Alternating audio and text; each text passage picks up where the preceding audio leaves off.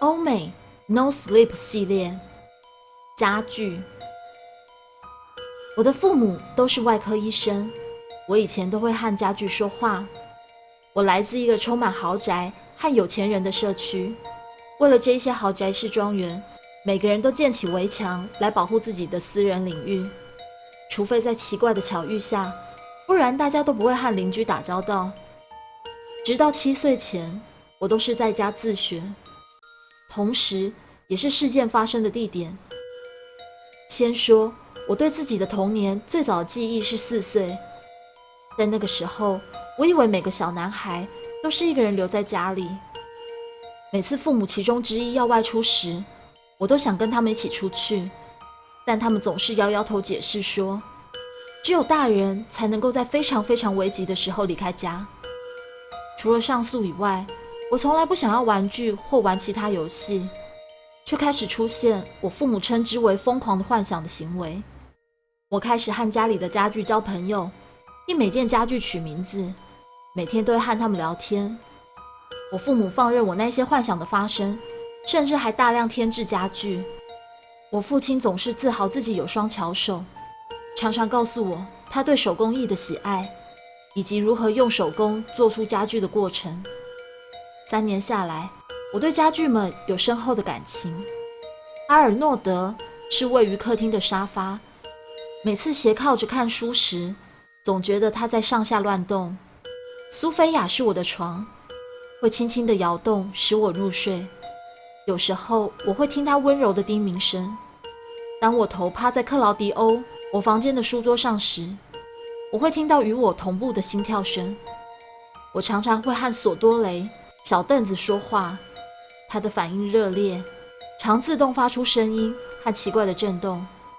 但我的最爱还是格拉蒂斯，家里最大最柔软的沙发，似乎会随着我呼吸。所有的家具对我来说是多么的暖和又柔软，像是有生命的一样。接下来事情变化速度快得诡异。在我7岁生日时的某个星期一，我父母在工作室内忙着打造要作为我礼物的新家具。有位开着车的女人在我们社区迷路，我家庄园门口是紧紧关着，她仍然想办法进来。听到她轻敲房子大门时，我吓了一跳，因为从来没有人接近我家过。当我打开门时，她的表情变得惊恐，她嗅嗅空气后反胃的作呕，然后她抓住我开始往外逃跑。明天我将满27岁，不停反复思考自己在父母受刑时是否该待在画廊工作，不要去看。父母的罪行被头条评论比卡尔布兰特更凶残，因为在我7岁生日为止，一共有167个人受害。他们没有得到杀人的罪名，因为没有人死亡，但这比留着活口糟多了。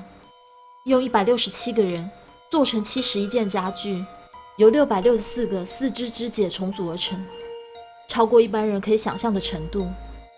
很多人以为我是佛教徒，因为我的公寓里没有任何家具。故事说完了。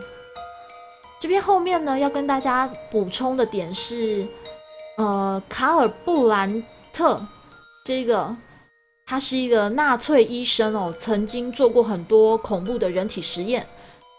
然后这篇文章的这个父母呢，是被注明说比他们更凶残。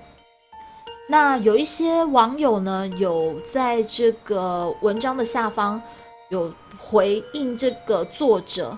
那这个作者呢，他说他打这一篇文章的用意，而是在情绪上的净化，想要面对过去自己哦，并且放下。因为这些事情哦，常常做噩梦，也很怕去 IKEA， 换过很多寄养家庭。然后这个作者觉得自己成年后也不太顺遂，不知道是不是童年的阴影哦，还是说之后几年的经验也有造成一些比较大的伤害这样子。其实在他认知的现实破灭之前，他完全没有发现父母不对劲的地方。那他的父母呢，当然是已经超越儿童虐待的定义范围了。所以他这个作者他自己尽最大的努力呢，想要把自己抽离这样的经历，并且保持匿名。对于这个事件的细节也没有写得非常的清楚。那很多网友觉得从他的回答里面看起来好像真的有这样的事情，但是网友并没有找到相关的新闻。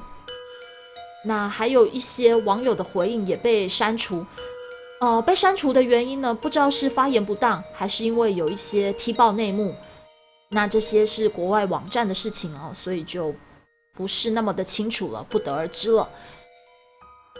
如果你喜欢这样的朗读故事，欢迎在影片的右下按个喜欢。